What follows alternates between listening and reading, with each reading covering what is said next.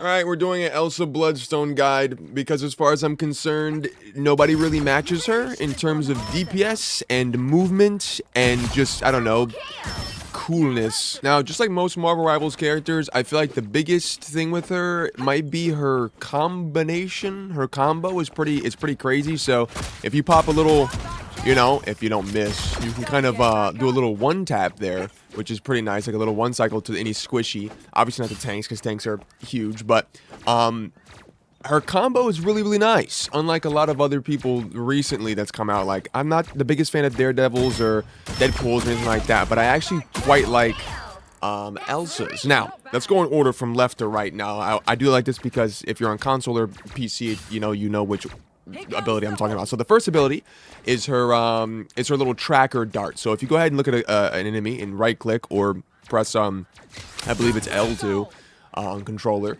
then it kind of, you see the little icon above their heads, it kind of splits to all three of them. Now when you do this, it gives you a little bit of move speed, like initially off the bat when you shoot them, as you can see. So when I initially shoot them with the ability, with my cooldowns real quick, when I initially shoot them, it doesn't give me move speed, but as soon as I shoot them, boom, it gives me that move speed, which is crazy there. Now, as you can see, it says living bullet. Living bullets deal extra damage to shields and enemies with bonus health. Now, I can't really show you that here with these guys, but when these guys have shield, right, when they're over shielded, or sorry, when they're healed, when they have shield or when they're over healed, then you actually do a lot more damage to them. Now, the really cool part is that it does split between them. So if they're close, you can kind of get both of them at the same time, which is really nice. So this is really good for when people are kind of grouped up and whatnot. It's also really good because it does a hell of a lot of damage. Also, her dashes. Her dashes are really important here because, like I said, you combo them both together sometimes. So she has two. The first one is you cannot go in any direction. It's not directional. So you can see I can look up and she'll still only go forward. I'm not going upwards at all. Now the first dash is really nice because the cooldown's super short, but it doesn't do that much. As you can see, it says Helix Advance. It does. It says your next double barrel blaster becomes Monster Piercer. So now, if I were to shoot here, like that, it's kind of normal. But if I shift and then shoot, it becomes the big boy. So she pulls out the gun in her left hand, and it does a lot more damage. So this is a shot that you kind of want to line up for things. You don't really want to miss this one if you're trying to get as much damage as possible. So you hit one of these, boom, shift, bop, and she pulls out the giant little shotgun lever action mobile or something like that, you know, the boom boom, you know what I mean? There you are, you cheeky gits. Her next ability is her other dash. Now this one's directional. This one's really cool. So this one, you can look at any direction and boom, you just dash up in there. Now you can see on the screen it says follow up. Now what this is you have a secondary dash that you can proc after you use this one. So it's really cool. And that also comes with a second shot. So if I was to go ahead and take a look at this guy right here, wait for my cooldown real quick. Look at this guy right here. Hit a little dash into him, boom, then reroll. It comes out with that other little boof attack that she has, and it also knocks me backwards, which is really good. So now you can use this two different ways. I like using these in both different ways depending on where I'm at and what I need to do. So if I'm trying to get somewhere really quickly, I'll use both my dashes. I'll go boom, boom, and then I'll turn around and then hit that other, you know, explosive shot. That's just for movement, which obviously gets you a lot of distance, which is really cool. But the way you're actually meant to use it is you're supposed to use it on an enemy, obviously. So let's go ahead and just use this guy real quick. We'll do the first dash, boom, then we'll re-roll it, boom, and then we'll just shoot him. Now, if that was a headshot, he'd be dead. Now, it wasn't because I'm kind of dookie cheek. Or we also could have used our secondary shot there, and that would have also killed him. So again, we have so many different abilities here. Two different dashes. We have the oh, sorry, I just smacked the mic. I apologize. We have a secondary fire, which is the little thing that marks them. And then, of course, we have our actual primary fire, the regular shot. And then, of course, if we use our shift, you have that big boy, the one that shoots kind of in a line. Also, let me explain that as well. Now, with the second dash, or sorry, the first dash, if you use that, boom, she pulls out the gun. As you can see, it's like in a horizontal fashion. It kind of goes weirdly. See how it's like horizontal like that, which is also something to kind of note. So when she uses her primary, it's kind of obviously way more together, kind of like a shotgun, little bursty thing, right?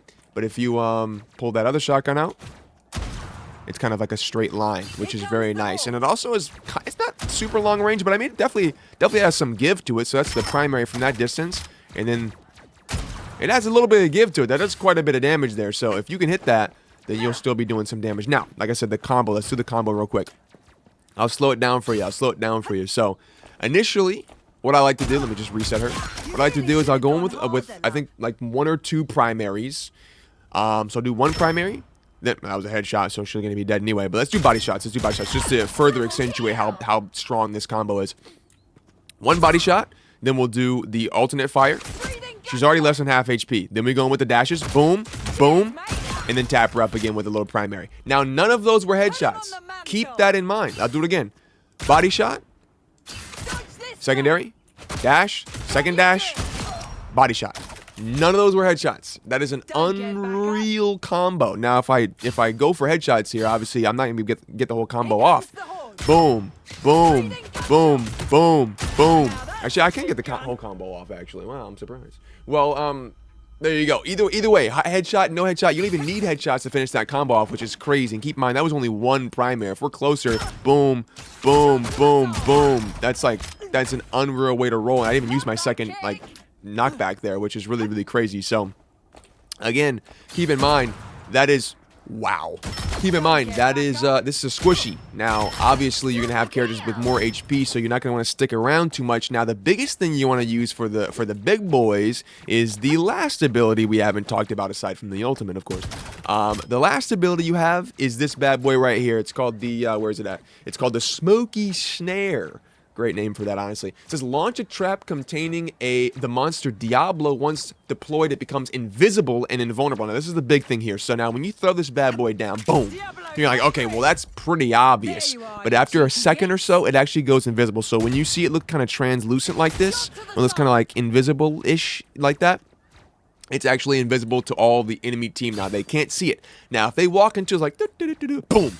Obviously, now they're trapped. Unfortunately for them, Satan's nibbling at their toes. So what you need to do after that point is you're going to go ahead and re-trigger that trap, and you can dash to them. Now, this dash does not work across the map, unfortunately. It does work from quite a bit of a distance away. Now, you can trigger it from, I believe, infinitely. I'm not sure, actually, because I don't think you... Because it doesn't really matter, but... you can't dash that far. That's the thing that actually matters. So if I toss this bad boy there, then try to get as far away as possible, I can hit a little... Oh. I missed him. Well, it's a little embarrassing. Let's just get another trap here real quick. I'm actually going to go ahead and turn on no cooldown so we don't have to wait as long. Okay. Now, if I were to go ahead and toss a little trap on that bad boy, boom. He's trapped. You serious, bro? Anyway, if I was to toss a little trap there, it's going to trap her. Boom. And I can dash. But as you can see, the dash does not dash directly to the trap. It just dashes in her direction. So if you're going to use this, you're going to have to make sure that you're close enough to actually get some value from it. So once again, not close enough. It's used enough to get some value from it. And boom, boom. Now we can get a little crazy on her. So that's the important part, is you're going to want to have to get a little more distance there from that little dash. So the important part is hitting that big combo with the trap on bigger guys. I don't think it's really worth for the smaller peeps like this, because you can kind of just one-shot those or one-cycle those guys. One cycle is basically when you use all your abilities, you know, without having to go through cooldowns. And you get a kill from it. So, again, big boys, traps, smaller guys, I wouldn't necessarily go for it. I mean, you could do this to like a Luna or something. I'm actually not sure, to be honest with you, if people can ult while they're trapped. I don't think someone's done that to me. I don't think so. It does immobilize and damage them, so they can't move from it until it either disables, like in a couple seconds, or until a teammate or someone breaks it. But I don't think people can ult through it. I'm not sure, actually. But just like I said, I wouldn't typically use that for like a, you know, a Black Panther or something like that. I mean, you could use it for Black Panther, actually, because he dashes around quite a lot. But someone that's not really going to get a lot of value from it is probably like a Deadpool or a Gambit or something like that. I would try to use it on bigger folk. Now, the last ability she has in her repertoire is this bad boy here, this big ol' ult, this ultimatum. So if you go ahead and press the L button, it throws out that big boy and it slams them all into the wall. Now, it collects every person in its path, and then it kind of just pushes them all together. Now, they are completely immobile. They cannot, as you can tell, if you've ever been hit with it before in your life, which you probably have, it's pretty crazy to be hit by that. You cannot get out of it, and you cannot shoot through it. Now, if you're not trapped in the ult, like if you're one of these two guys, you can shoot the claw tracks, or the whatever his name is. You can shoot him, the glar tracks. There you go. You can shoot him, and he will die. But if you're in it, you cannot. Now, the good thing about this is that it has a secret little ability that a lot of people don't be doing with it, which is really, really good. So if I was to go ahead, and before it hits anything, it cannot hit a singular thing. If it hits a wall, if it hits a staircase, if it hits a tree, if it hits your little brother or something like that, you have to stop it before it hits whatever's in its path. And if you recall it, then it does double the damage. And the good thing is that you can actually shoot at them while they're being attacked with it. Now, it brings you back, it brings them back to you, so you can, you know, just start dominating them. So let's go ahead and do that. Q out, bring it back, and then we can go full into him. And he brings it right to me, and then we can get kind of crazy with it, which is really, really cool. Now, I have not seen enough people do this. I have not seen enough people. Most people just kind of throw the ult out and just say, oh, let me go get him, guys, get him. They kind of treat him like it's Bob from Overwatch, which I get because it's basically just the same thing. But you can recall him, and that's the really strong part about her ult, because you can recall him. So it basically extends the duration. And if you have basically everyone on the team and you think that you can get him all the way to come all the way back to you, then definitely do it. Now, I wouldn't recommend doing this if you only have 1 or 2 people in the ult, because what's going to happen is that the other enemy teams, the other people in the enemy team are going to start shooting, what's his name, and then he's not going to be able to hit a wall. Now, when he hits the walls, when he does a lot of damage here. Now, earlier I said it does double damage, but it doesn't actually do double damage. If you recall it, what I meant by that is, I'm going to clarify that. What I meant by that is that you have more time to do more damage. So if they're not going to hit something, then you can go ahead and start shooting them on their way back, which does obviously a lot more damage, and you get a lot more value from that. It also keeps them immobile for longer if you're, trying to stall or get them off of the point. Really, really important. This ult does not have to just be used for damage, of course, just like any ult in the game. There's a lot of ults that I think are best for zoning ults, or fear ults, I like to call them, which is basically when you just use it and it just kind of stops the enemy team from walking somewhere or stops them from doing something. This is a really good ult for that. So if the enemy team is all on point and you want to get at least the healers or the support or the whatever off of the point, or anyone off the point, go ahead and pop one of these bad boys. And do not recall it. Get them as far away as possible. Now you can see he'll go as far as he can before he actually hits something. He'll go as far as humanly possible before he actually smacks something. Or up until I think his timer runs out. I'm pretty sure his timer runs out. Let's see if it does. I'm pretty sure it has a timer on it as well. So let's see how far he goes. There's nothing there to stop him. Yep, he does have a timer, so it will take him as far as that, which I'm not sure how far that is. Let's go ahead and see, actually, real quick. Let's just stand where she was standing. It'll take him about 50 meters. It'll take him about 50 meters before he stops or before he hits a wall, which is really, really, really far. Obviously, if there's nothing in the path and this is the point and you push them all the way over there, they are definitely not capping point anymore. So it's really, really good for that, and it really helps out with placement of the enemy team, which is really, really strong, especially as a character who has a lot of movement. You have the ability to get around super quickly and do a lot of damage. You also have the ability to control where they are with this ult, which is super, super good. Now, again, I usually don't talk about the team ups in videos that I make that are guides, because they usually change quite a lot, and I don't want people in the comments going, hey, it doesn't work like that anymore. Hey, it does work like that. It doesn't work like that. It does work like that. And just kind of start some arguments. But right now, her team-up ability is with Deadpool, and Jeff is also a part of it. If you have Deadpool hands Jeff the Landshark plushie. Jeff can spit it ahead when I can't read, where it'll continuously taunt nearby enemies and block vision. It kind of just is a whole huge annoying thing. But Elsa's is the living bullet changes to special rounds at taunt, which is the same thing that Jeff's does. It's just the living bullet does more. Which is kind of nice, which is really cool. The last thing I want to talk about is her passive ability, which is, it says, dealing damage increases hunting instinct, defeating enemies caught by smoky stare snare, grant additional instinct. Higher instinct reduces the cooldown of Helix Advance. And of course, Helix Advance is the dash. So that's very, very cool as well.